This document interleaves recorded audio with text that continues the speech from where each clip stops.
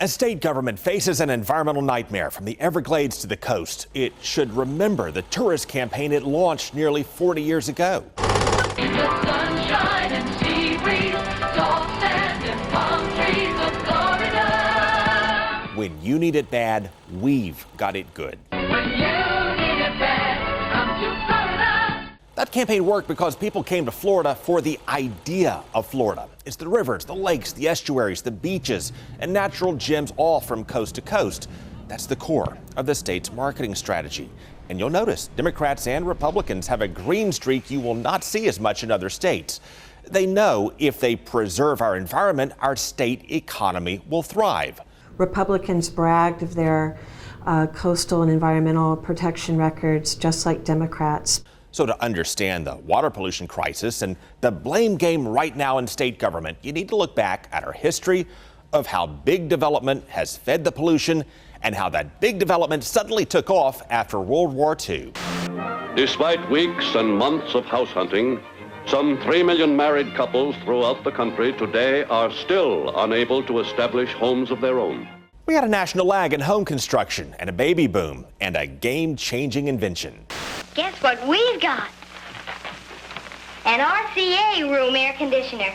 Yeah, the expansion of modern air conditioning and the creation of an interstate system drove sudden mass migration south to the promise of Florida and the natural gems and higher quality of life. Nearly everyone goes boating. That drove rapid development of shopping centers and cheap subdivisions.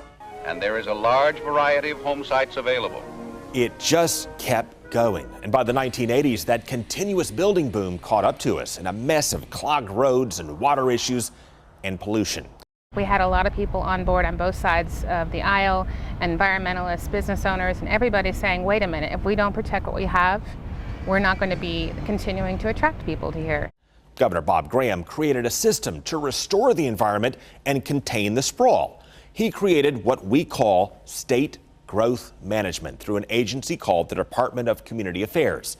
Now, when a new development project was being proposed, you needed to take into account what is the impact on water. It reviewed big building projects to make sure they were needed and did not compromise natural resources. And the next 5 governors kept it going until the legislature and Governor Rick Scott dismantled it. Scott rode the Tea Party movement into office, which focused on reducing the reach of government. He said the state was reaching too far into local affairs, stifling big development deals that fueled jobs. And to that end, Scott and his allies in the legislature dismantled the Department of Community Affairs and State Growth Management in Florida. How and why did government expand so much and try to control so much economic activity or exercise those powers?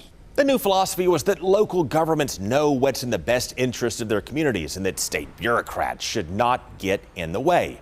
Of course, many environmentalists beg to differ. These larger projects simply overwhelmed the resources that many of these smaller cities and counties or less populated counties have, where they don't have scientists, they don't have hydrogeologists. They will make a decision that they see as benefits their jurisdiction, but they don't think about what's going to happen in the bordering community. Meanwhile, the state also made it harder for citizens to challenge major building projects by shifting the burden of proof over whether they could harm natural resources. Again, the goal was to jumpstart growth and bring back jobs after the Great Recession. And as more development spread across the state, so has the use of fertilizer.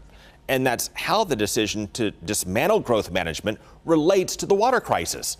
When rain washes that fertilizer into our drainage systems, the nutrients that feed grass also feed the blooms of bacteria that foul up our lakes and rivers. At the same time, aging septic tanks also leak and feed the blooms. The legislature had passed a law requiring septic tank inspections every 5 years. But in 2012, Governor Scott and the legislature got rid of those inspections to save homeowners from paying for them, which can run $500–600. So, more than 2.5 million tanks across the state are not getting checked for leaks. And while cutting septic tank inspections and dismantling state growth management, the governor also slashed funding for the offices that monitor water quality. Let's go to the heart of the current water crisis in South Florida. Here are the water monitoring sites from 1995 to 2007. The state paid for the ones in blue. Now, Here's what's left of the water monitoring network today. Numbers from Florida International University show we went from around 350 monitoring stations down to 115. That was then, this is now. It's harmful for our ability to respond and to say a crisis is coming. Meanwhile, the state's water management districts are directly responsible for protecting water quality and natural resources. And in 2011, Governor Scott bragged of slashing all of their budgets by hundreds of millions of dollars. Also this week, I took action on the proposed budgets of Florida's 5 water management districts. Altogether, these budgets reflect a reduction of more than $700 million over last year. The governor now says the water districts set their own budgets, but he approves or disapproves them, and he signed the law reducing their funds. I want to thank the districts and the Department of Environmental Protection for their hard work as they examine their budgets to find efficiencies and savings. And as all of this was playing out, Governor Scott also cut funding at DEP. That's the agency that polices and cracks down on polluters. And look what happened to the number of crackdowns. Environmentalists at a group called PEER tracked the number of enforcement cases to show the nosedive under the Scott administration, from opening around 1,500 cases a year under Jeb Bush and Charlie Crist down to around 250 a year under Governor Scott, which the Scott administration explains by citing a high compliance rate, suggesting there are not as many bad actors to crack down on. Well, Governor Scott now touts his increases in environmental funding since the economy improved, and he blames the pollution crisis on the federal government. In the next round of Money, Power, and Politics, we'll show you what the feds have done and what they have failed to do, and how local governments have also contributed to spoiling Florida's treasures.